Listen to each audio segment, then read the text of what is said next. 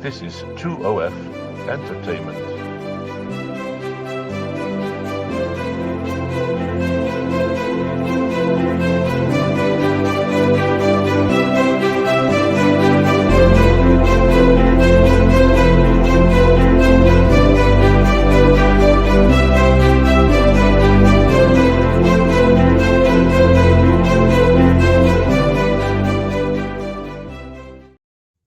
And there you go. Well, good day to you, sir.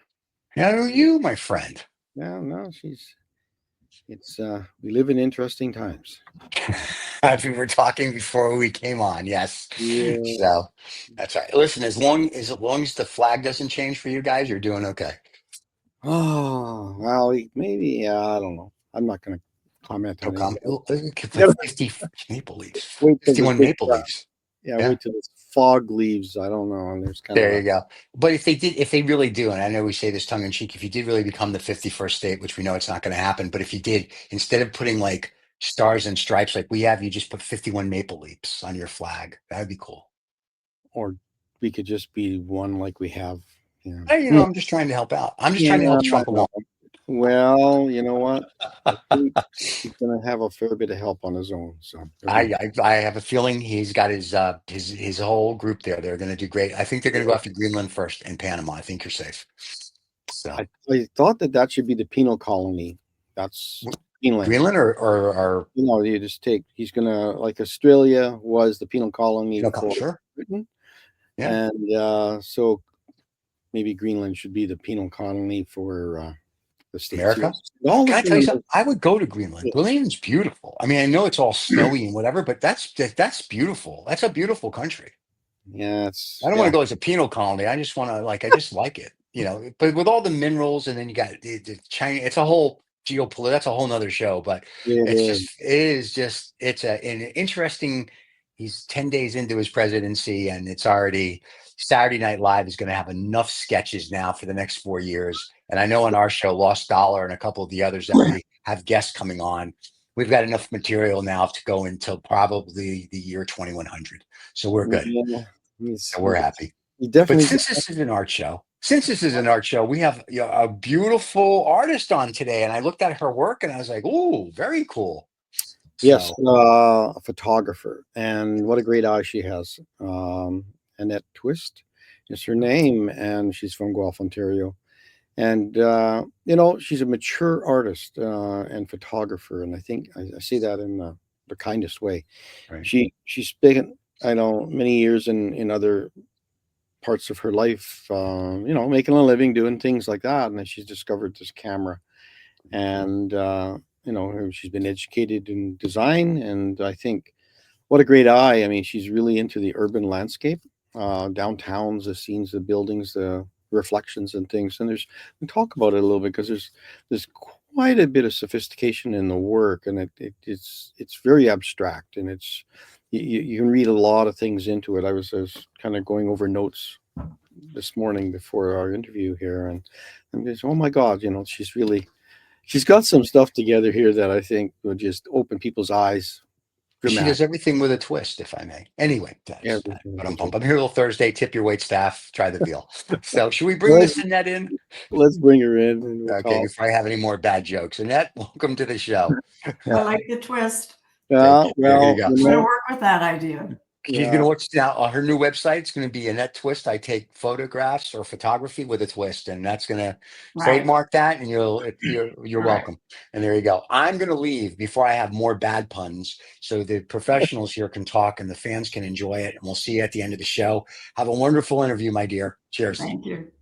Thank you. Well, good day to you. Well, good morning, Paul. Yeah, good morning. It's I'll be morning somewhere and afternoon somewhere else, and people watching. And I when you first came on, I mean, I've enjoyed your work, and it was quite, I don't know, refreshing to see, because most people with their photography, it's almost kind of the average person with the iPhone or whatever, just point and shoot, and they're excited about it. They have this device that they can get 8,000 photos all on, and they just snap. Yeah, and we want to talk to you a little bit about your journey and your excitement about, I guess, the camera and where it's been going. It's changed a lot. The camera has changed, and digital has made this, um, I guess, easier for photographers in a way that they don't have to worry about running out of film. Get 36 shots down, and you got, oh my goodness, there's the good one, and I have no film. I got to stop and reload. Remember those days? I remember slide. Yeah. Do you look at those days in I don't know, in a good sense, that it made you think about what you were shooting more because you knew you had less film and opportunity? Exactly. I've always, my practice is every picture counts. I have that in my brain. And so I'm very careful and thoughtful with Yeah. every image I take, for the most part, unless I'm just doing something very casual. But I Are you always mostly kind of have that idea in the back of my mind. And whether it's, I don't actually take as many as I should be. But the early training, I think, is very much a factor because you had limited amount. And yeah, so it's kind of that combination of early training, not to right? be wasteful, make it Well, count. but you shoot digital. Did you shoot with film yet still, or just digital? No, I do not. I actually don't have my film camera anymore. Right. A lot of it. Just because it's, you have to scan them. I like to do as much as I can on my own. From the digital, I'm able to do my own editing and printing, whereas I used to scan them. I don't have any scanning machine. It just doesn't, it's not my thing anymore. Yeah. And a lot of times with scanning and stuff, it's with the technology changing so fast, it's probably best to farm that out to the experts that can produce Yep. a piece for you. So do you do some of your own proofing yourself? A little I do bit? it all. You do all your own proofing. Okay, so you Yep. don't send out for enlargements or different things like that? Not unless I have a request for a size that I can't do. I'm limited to 17 by 24. Right. But otherwise, no, I do it all. When I started out, I got a really inexpensive large format printer from a photographer who was upgrading. And so I printed large. I used canvas and, roll print paper. Right. And so I did a lot of large work, which really changes up, your image. And then, but it has limited market. Not everybody wants big. And gradually over time, I moved to smaller format. The printer died on me. And so then I went to a smaller format printer. Well, It's more manageable. Yeah. It's nice to have the convenience of that equipment with you, but I just learned from other photographers and things that it gets to a point where you can't keep up with the upgrades, all the things that are required, and all of a sudden you're into buying another large format, like you're always upgrading. And sometimes it's better to pay, a professional place that knows your settings and the way you like your files. You work Right. typically with one place that knows how to output properly for you. Yeah. That's really Well, good. fortunately, knocking on the wood here, I've been able to keep up the printer I have, and it'd be about 8 years old, but it's doing a great job. Well, we'll start with your first image. We bring that up and there you go. So we'll talk about some of this abstraction and your journey a little bit. Like where did you start with your photography? And then we'll talk about this image, but a little bit. Okay. All right. Well, a very brief history. You were referencing my history a little bit, but I came into art very late in life because it followed a career in social work and management with the Ontario government. And I was fortunate to get an early retirement package at the time when government was downsizing. Right. And in the back of my mind, I always wanted to get into art. Was kind of discouraged when I was young. And I grew up at a time where art wasn't even offered in schools.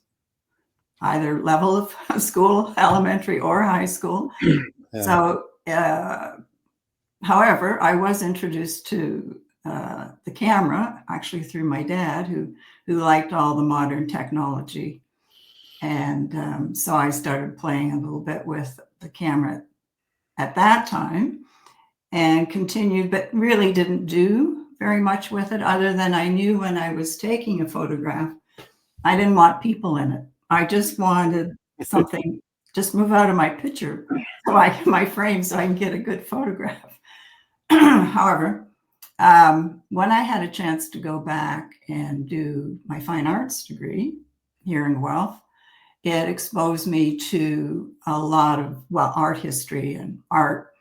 And it just gave me a whole appreciation that I didn't have, and knowledge I didn't have before. I was at that point doing photography. I joined a photo club, or before I went back to school, I did the kind of things you need to do to get familiar with your camera, like the photo clubs, photo workshops, photo tours. And so the university just gave me the bigger context of art. And I found I was more leaning towards, let's say, the artistic side of photography and not the technical representational photography. Right. And so, that's kind of my background. And this image that we're looking at is an abstract because it's a crop close-in view of a small segment of this building, the Frank Gehry building at MIT in Cambridge, Massachusetts. Right. So it really is a combination of finding the design elements and really appreciating how much the reflected surface can give you.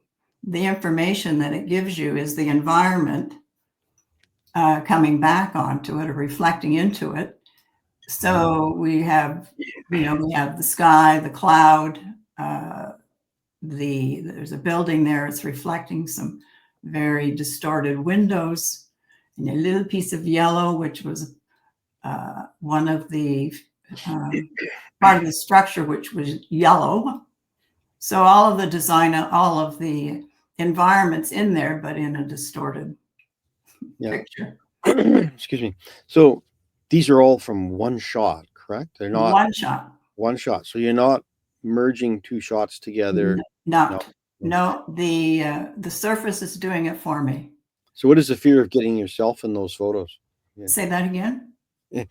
What is the fear of getting yourself in those photos? Oh, right. Well, if you're doing a telephoto, it's out of view. Yeah, but I did capture a few with me in it, which made it pretty interesting. It's really hard to shoot reflective surfaces close without exactly being a part of it. And and a lot of times I guess a photographer goes in and they take that out. They will retouch those little sections out. Like, for instance, if you're shooting a car for a major client or something in a bagged room, and you're trying to get rid of all the reflections that can happen on a vehicle, for instance. I know you kind of walk through, I guess we'll talk about it, mostly city scenes. Is that where the excitement is in buildings? No, it's really about the surfaces that I see. So yeah, that's a good context. When I first approached this building, this is actually my second visit. I did it initially in 2000 and returned last fall. So I kind of knew what it had to offer. But of course, that many years on, I had a little more practice eye. So I explored it a lot more than I did back then. And back then I had a slide camera, a tripod.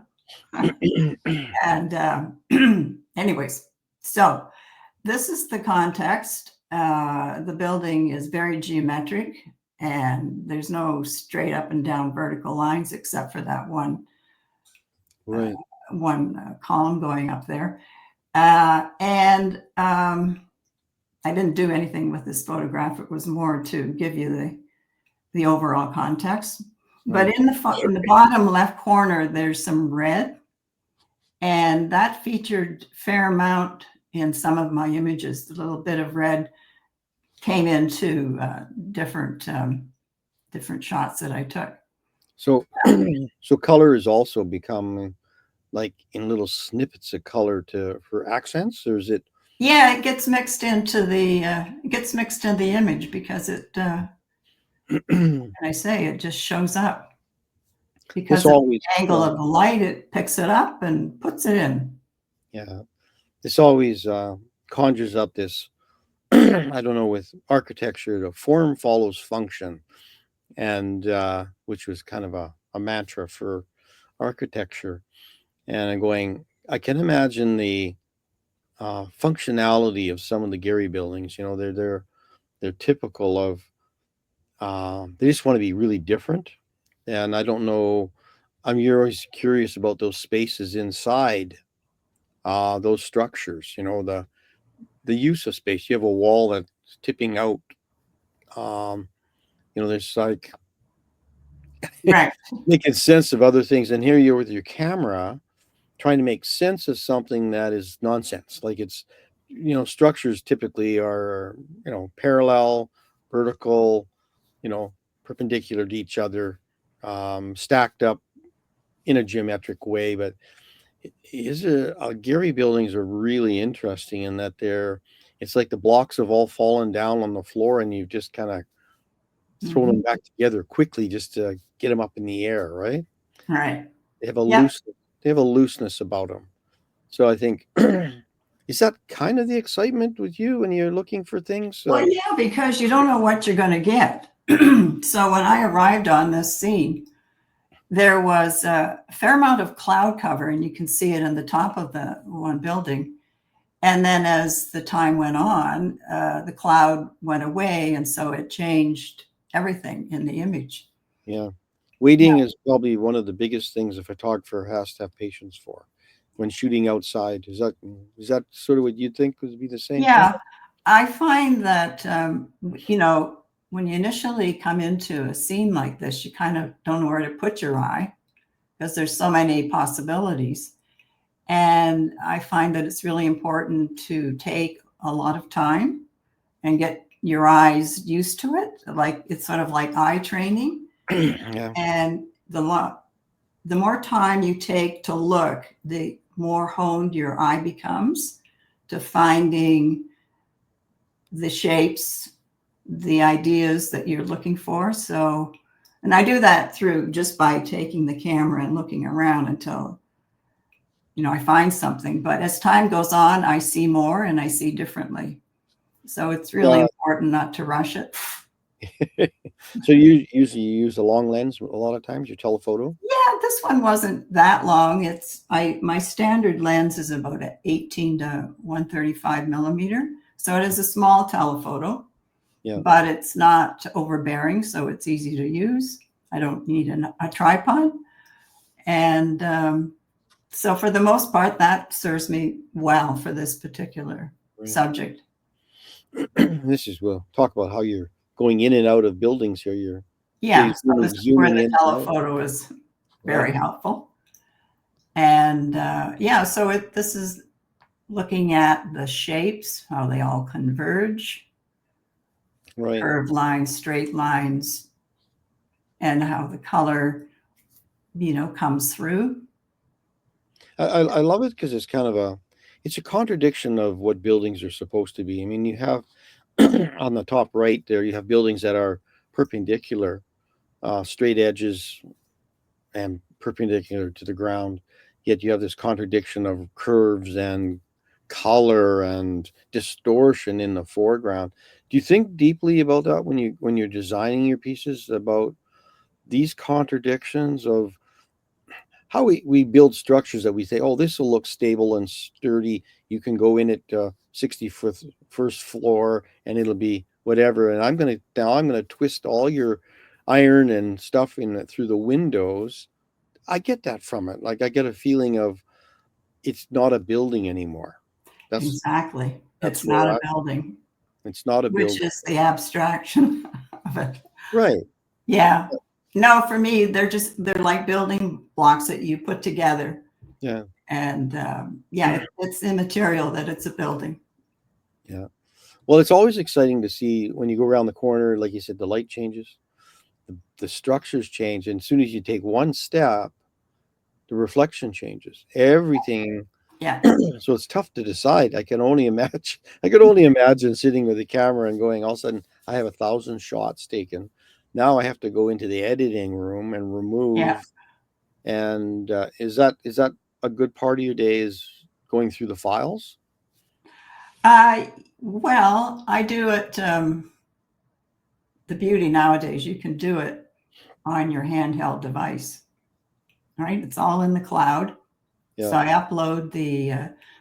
upload it into my cloud as soon as I have a chance, and then I can just play with the images, select. So I can use. I do an initial kind of edit when I'm away from home, and I can do that through Lightroom from my iPad or my phone.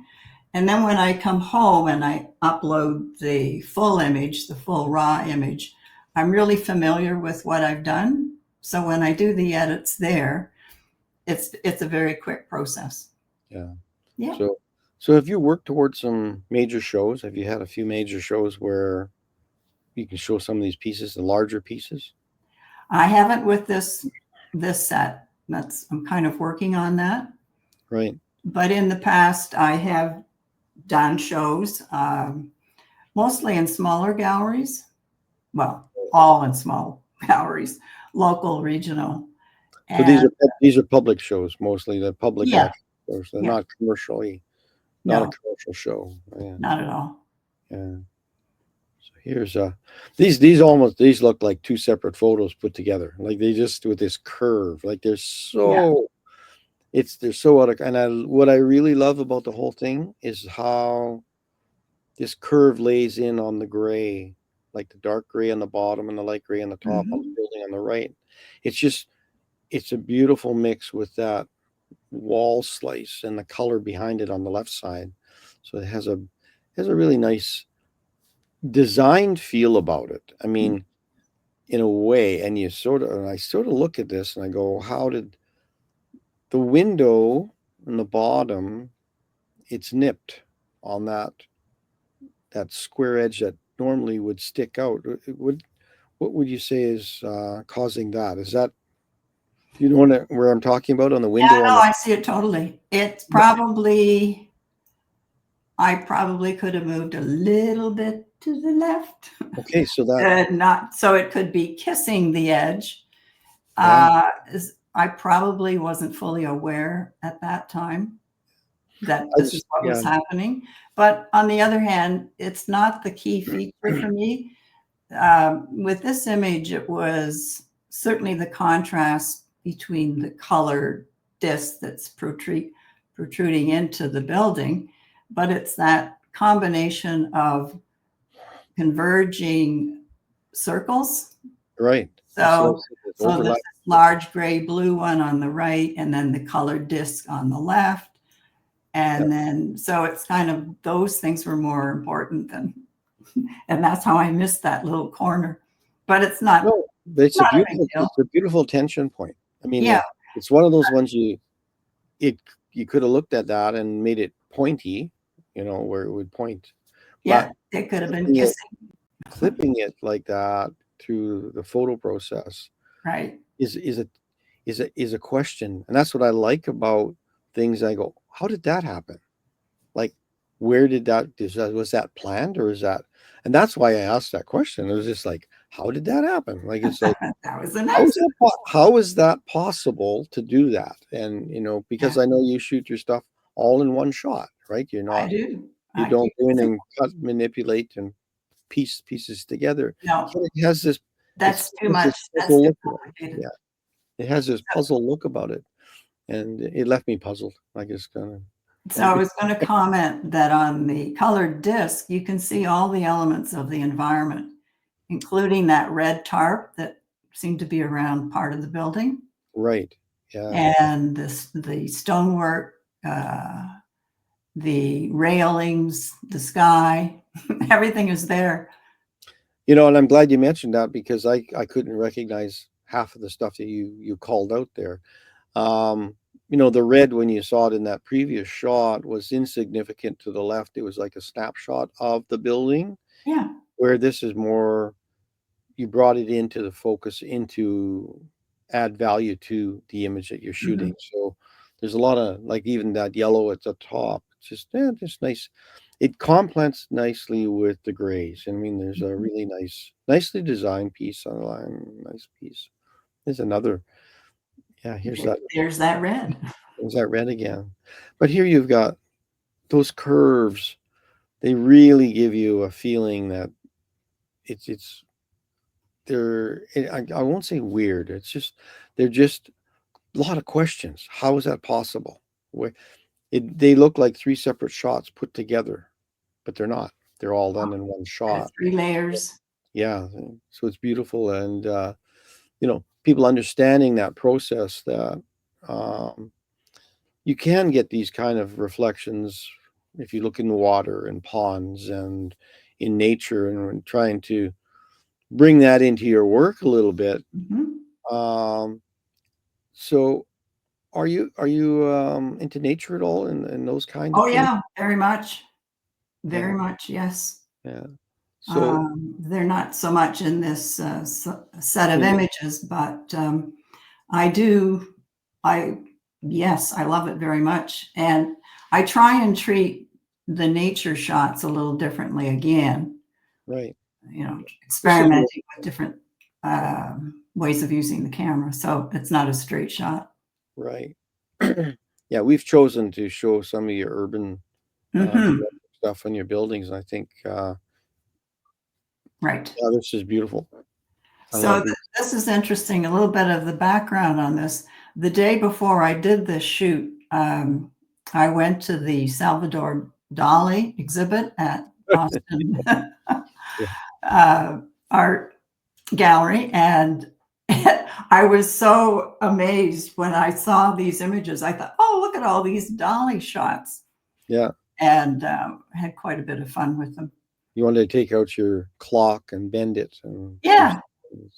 You know, and those I think I love where you can respond to other artists through your work. Like people say, oh, it looks like that. That's fine. They can say those things. But when you can say, I can see a Salvador Dali concept in here, and you say, well, why not? Why not take and push it a little bit farther for your own use? And there's, you know, vice versa. I think a lot of, well, I'd say almost most artists use photography as a base to do some of their work at some point, whether it's landscape or portrait. They got their iPhones and they work from images for reference. Right. So it's very fair to go the other way around. You can say, I'm going to take a Dali, I'm going to try and do some stuff with it, with my own work. Yeah. But these always feel like they're melting and they're dripping, right? They just have a lot of, that heat wave thing going on that you can see when you, I guess when you're doing photography or when you're out in the landscape.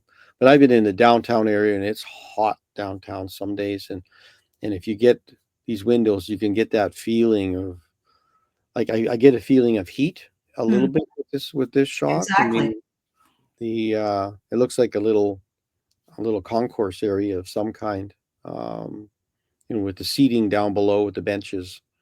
I really love the benches. The benches are organic. They're not, I guess that's maybe the word I'm looking for. The subject is starting to turn organic. It's not meticulous iron and glass and mirrors and they're metals, but you've now made them through manipulation, through the reflection. It's created some, I don't know, some just really nice, I guess, in lack of word, organic look to them. Yeah, they're softened edges and that as well. I mean, how else do you get these nice little pulls of image into the other image? They almost, if you look at oil on water, it'll do the same thing where Mm-hmm. tension between oil and water will give you, this push and pull, because one floats on the other one, and you can, with your finger, you can manipulate it. You can create these long poles, but your glass is doing it automatically. Yeah. Bingo. Well, I know.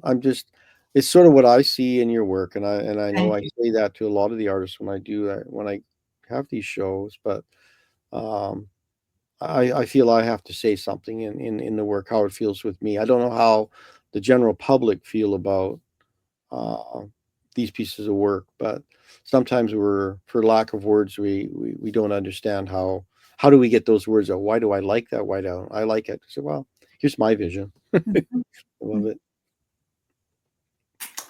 This was Right. very different from the other reflective stuff. Very different. So I did a series during COVID. Didn't we all? Boy. Yes. So this is my COVID series. I live near a railway junction, Mm. which, when you're traveling up and down one of the main arteries, it cuts across it a couple of times a day, and it's most annoying when you're in the car going somewhere in a hurry. However, I decided one day to walk to this where they park the cars, and I used my macro lens, which brings things in really close, and I just explored these rail cars. And as a result, I did a whole series on it and actually had a show just with that, Right. with those images. Yeah. How did you manage to find a clean piece of rail car without graffiti on it?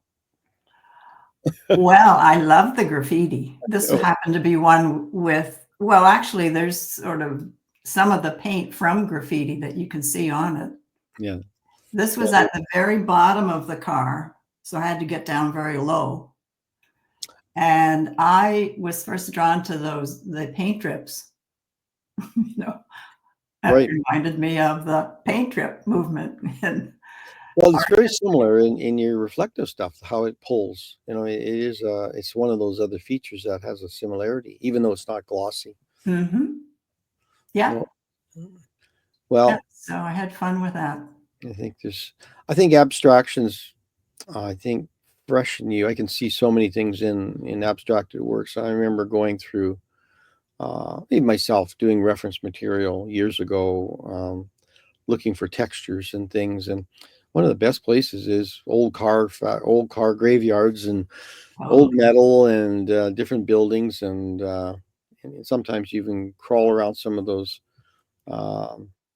In the prairies, we have a lot of oil pumping going on, and some of those the tanks have they've got insulation on them, and they got some color, and it's it's a whole other world, like of seeing things, but it can look similar to the landscapes at times. I can see landscapes in here, just from some of the colors that you've brought in on that. Do you use anything like reflective surfaces to bounce light in, or like a No, mirror to bring anything into? It's just not what no, is what you get. it is. Yep, exactly. When I try using devices, it just doesn't work. It's too complicated. Yeah. Well, sometimes manipulating with bounce light and some of those things. I think in the earlier days, and I say black and white, the Ansel Adams of the world, design was everything. He's working large format cameras in those days, and I think it's Right. design. I mean, and that became the signature for those artists in the day. Mhm. And minimalism. And I see your work in that, but there's a complexity to your minimalism. I mean, there really is. It's not a simple process of two simple planes put together. I mean, they're complicated within each of those planes. Tell us, Okay, so tell this us what's was going on here. This is really different than your other stuff. right. I did this quite a number of years ago, and it was when I first discovered how reflective imagery has so much potential on when there's water. And so there was this berm that our local river, they had they were very old, so the water really flowed over rather than stopping the flow. So Right. back in those days, I was able to get a lot of really good imagery just from zooming in on the swirl of the water going over or coming off of those berms. And so here is a very good example of how, with the movement, it mixes the elements of the environment like you're doing it with paint. It's just mixing it all up for you. Right. And yeah, so it was kind of a surprise. It was kind of one of those unintentional. I was shooting, I was zooming, and then afterwards I was really wowed with the result. Do you ever have that happens regularly, the wow moment when you go back to the studio and like, oh my goodness, I caught that? Yeah, Yeah. especially with water. Right. Yeah. Yeah. Because it's happening so fast with water, it's Yeah. moving. You don't things- know what the camera's doing. You don't Right. know how it's going to end up. So was this shot a little slower aperture? Like, Yes. yeah, Yes, it would have been a bit slower. yeah, just to capture that Yeah. blur, that movement. Yeah, it feels very brush-like. It feels very, very brush-like. You could paint that in a minute. Like it's like, just with Yes. that. There was, you can't really see it on this image so much, but there was some people in the river wearing red. One of them had a red vest. Hmm. And I picked it up, not so much in this one, but it's there in the top or in the middle, kind of left Right. of a You tiny get bit of red. I thought, You're telling "Whoa, people, that's you're nice." telling people, yeah, you're telling people to move over a little bit more. No, I didn't mind the red at all in my I need shot. more red in my shot. You move over. Yeah. No, it's Anyway, so I kept going back to the same place over the whole season. no, And which is the other thing I've found in photography. The more you return to a subject, the more you see. that's true. So Yeah. people, are you bothered by people around you at all when you're shooting, or they give you room to do what you're Yeah, doing? they do. Well, they want to know, am I shooting wildlife? What kind of lens am I using? Kind of annoying things like that. But, I try and pick my places. Yeah. So there aren't a lot of people. So most of your stuff is shot in the urban area. You're not out in the landscape all by yourself in those situations. It's mostly Mostly, I would say. in the city set, in the city scenes and that. Yeah. Yeah. Yeah. We're talking about a natural image, shooting nature. It's beautiful. Exactly. This was, again, it's a local path, woodland. And so I was experimenting a little bit I did this with my iPhone, actually. Yeah. And I was using what's called a Lightroom app. And here I was just doing a bit of motion, quite a bit. Yeah. Because I wanted, I like the overall mood of the setting, the light, the textures. Yeah. The backlight is But I want to make this look more painterly. Yeah. And so it does have that painterly feel and pencil crayon Mhm. to it. The backlighting and then a little bit in the foreground to catch the grasses. Nice, a lovely piece. I think working and bouncing back and forth between your urban and your rural landscapes, does that help a person? Like, you refresh yourself, you go one way and then you come back and you shoot in another way. Like, do they help each other? They balance what you're doing a bit when you Well, do. I would say it's more trying to adapt. If nature is my subject, then I have to either use a different tool or lens or a different technique so that it isn't just a straight shot. Right. And I think it's just the way more of how I train my eye to see. I kind of know what elements I like to see. And so I look for those when I'm when I locate, when I'm picking what Yeah. I want to shoot for. So it's some of the same training, but it's in the natural setting. So does some of this come from walks that you go on a walk somewhere and say, I got to stop here and do this Exactly. one? Yeah. My walk is interrupted a lot, which is fine. It's a great way to go for a walk on your own. Somehow I feel I can go anywhere as long as I have a camera. It makes me feel You safe. go for your half-hour walk and it's an hour and a half later. Exactly. Yeah. And when you have a camera, somehow I have that security. I don't worry about who else is in the environment. I get so focused on what I'm seeing. Yeah. For better or worse. Yeah. So far, not worse. Well, you know, if you don't take a photo, you don't get a photo. That's the thing. If you don't stop and do it, it doesn't happen. Yes. You think I'll remember that. Yeah, right.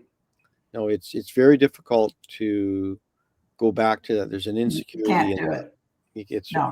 You have to stop. And I think I'll be driving with my wife and I'll be on the highway going somewhere and say, oh, I should go there. Yeah. And you feel guilty. You can't pull the car over and know. stop. You just say, because it's going to take twice as long to go where we're going. And I want to get my brushes out and go and do something. And I said, well, it's really difficult. It's really a bonus when I have to travel by myself and I have I don't have to be at someplace at a certain time. That's right. That's a beautiful moment where you can say, right. And nothing shows up on those days. I quite agree. You got to pull over and do what you have to do. If you're on a walk with someone who can't appreciate the photography, they get annoyed. So well, that's why better to go on your own. That's why you walk your dog. You don't walk another person. Yeah.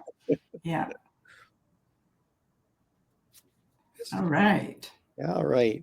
Graveyards. I mean, I love graveyards. Vehicle graveyards. These, I just love these the squares of windows and the little matches of color. You know what? This is still your color palette, though. You still got the blue. Red, yes, there you are. Sky, the little bit of red, a little touch of yellow.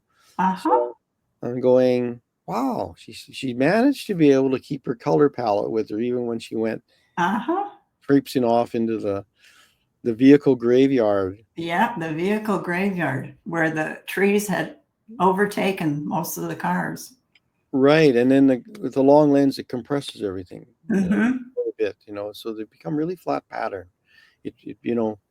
And I think understanding how you want to compress things and understand what it will look like when you get it home, like when you get it up on a wall or someplace. And there's so much in a story in these things. And do you see that in your photos? There's a story in the work. Yes. Yes. Yeah. Yeah. I'm seeing that more than I used to. I used to focus a little more on the design aspects of it. Yeah. But now I'm kind of more into how would someone relate to this just as a subject? Yeah. So you need to drag a derelict car like this in front of one of your reflective downtown buildings. That would be amazing. Yeah. And all things are possible. It's just all things are possible. When you start designing with your knowledge from nature and these things and you merging them together, you take a car like this on a flatbed trailer and you pull it up alongside of a building at the right time of day in the right building, whatever, you still have to know what you're doing. And depending on everything to be happenstance, it just happens to be there. I just happen to be at the right time. I took it at the right moment, the right time. Those are all little moments of, they're precious moments, but to take it and go and do it, but to manipulate that and say, I'm going to plan it, but I don't want it to look like it's planned. Very difficult thing to do. And that's, but that's where it pushes work, like to another level where nobody else can do it. Like unless you do it in Photoshop or some kind or Lightroom. It's kind of that, I go back to the eye training. My eyes just know what to do. Yeah. No, I want to see a little face in the back of that vehicle. Oh, that would be cute. Yeah. Or a skull. That would, yeah. Stolen I crossbones. may have to go back to that and take something. Yeah, look at something like that. Now putting that mystery into a piece of work is always, it's fun, and it's fun discovering like who owned that truck, why is it there, like asking those questions. And I think art in general should be asking more questions than answering them. You know, Mhm. if it conjures up a question, you're going to come back to it more often, I think. And that's what makes photos, they're kind of precious to have. I love the shot though. I just love the contradiction of the little square window this way and one this way and one there, with these shapes that are so organic, like the edges of a door, that the red door, and how it's opened. Did you manipulate any of this, or you Well, just I was have? just going to say, this is one of those that I did hardly anything to it other than crop Yeah, a little bit. But I really didn't alter or over enhance the color. I just like it in this natural state. yeah, And yeah, a good friend of mine bought this piece that was in my show. yeah. And No, he was a car mechanic at one point, and kind of a collector. And he just thought this was the best. And he never bought art. yeah. That's a good thing to do, is be able to encourage people to buy art. But it's kind of a back to nature feeling. With being, As well. yeah, it's kind of being absorbed by nature's taking it back, and with this bramble that's the cars are all mixed up with. Yeah, Mhm. lots of Yeah, it's a fun lots place. of analogies in here. Like you can figure a lot of things out, but that's what's magic about. Like you said, you now encourage a guy who never normally would buy anything, but he relates to vehicles.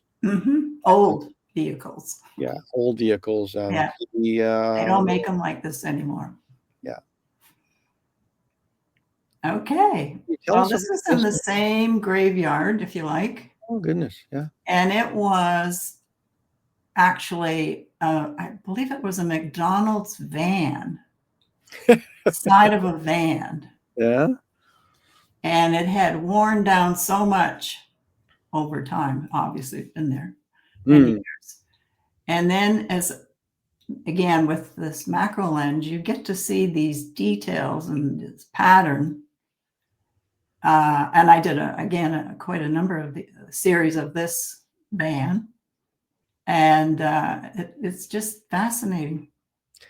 Yeah, it feels like grasses. I mean, you have there's this making something out of something else, right? And that's what this feels to me. And it doesn't feel like a vehicle at all. And that's except for the rivets, you can see the rivets up The there. rivets, Yeah, but but kind of looks like jewelry, it could be. knives. Yeah. But I But love it's things where things can take on another life, and they look like something else. Where it asks me, what is that? Where did that come from? What is that made out of? Is that a sprig of grass with little leaves on it? Or is it and what is that background? Is that part of a sunset? Or is that, you don't know? Like, those are beautiful questions. I mean, this is what makes it into art.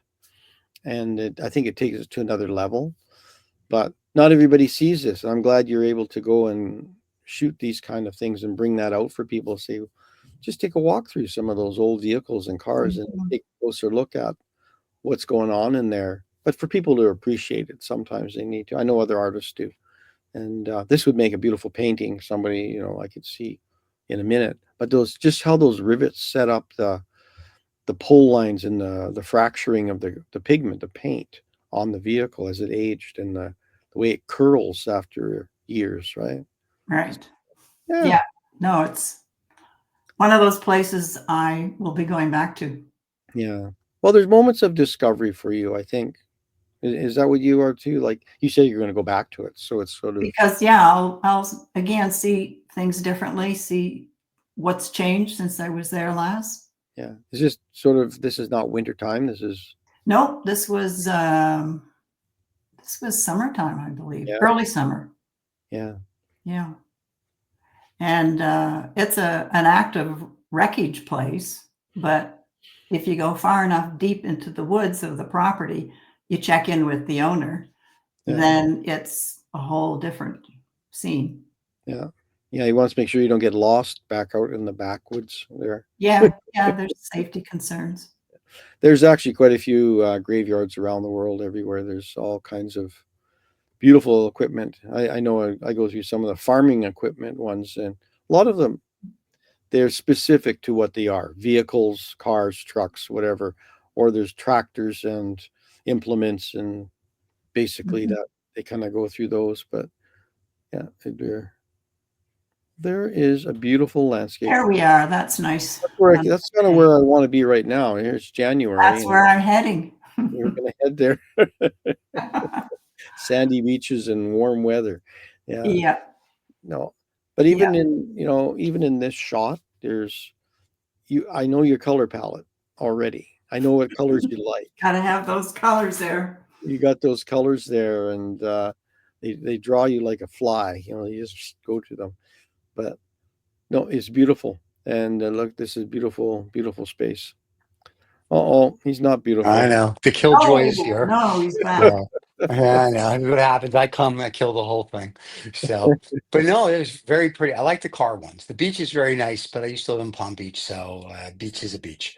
But the car ones, you don't see those rusted out cars. All of that was gorgeous. Okay, good So to know. what do I know? And the buildings were pretty. Okay, But, I'll take it. I'm from New York. We see buildings. So that's why I said you don't have me on the show, only at the end. So here's my question with a twist. So if someone wants to buy some of your photography, what are your price ranges? Well, they can vary, but the prints that I make, they range from, well, let me just pull one up, for example. You looked at this. So this size Right. would be 250. Okay. It's because I do very limited. I do no more than 3. Oh, wow. Okay. Just because. So then that's my biggest. Now, if someone wanted to do bigger, then the price would go up because I'm having someone else do it. Right. And if they want it framed, well, the price would go up again. So then this one Right. would be 150. Gotcha. And then I go little. May as well show you. I can go smaller. There you go. Oh, that's Highly very pretty. affordable. There you go. $40. All right. Wow. And now on the small ones and the Yeah. medium, are they limited as well, or is it just the bigger ones that are limited? The bigger ones. Okay. So Yeah. there could be, and there could be 20 small ones, 20 of the middle, but on the large, anything from the 250 up to, if somebody wants it to be the size of a house, that's 3. Yeah, right. That Gotcha, sounds like a okay. good price. Very cool. It's very nice. It's affordable, which is very nice because some people, Exactly. if they get carried away, and the average person that goes, "That's really beautiful," and then they hear the price and they're like, "I can't afford that." But Exactly. your stuff is, and I mean this in the nicest, is reasonably priced, so they can enjoy it. That's the There you idea. go. Otherwise, I accumulate. Yeah. And Yes. then I have to give it away.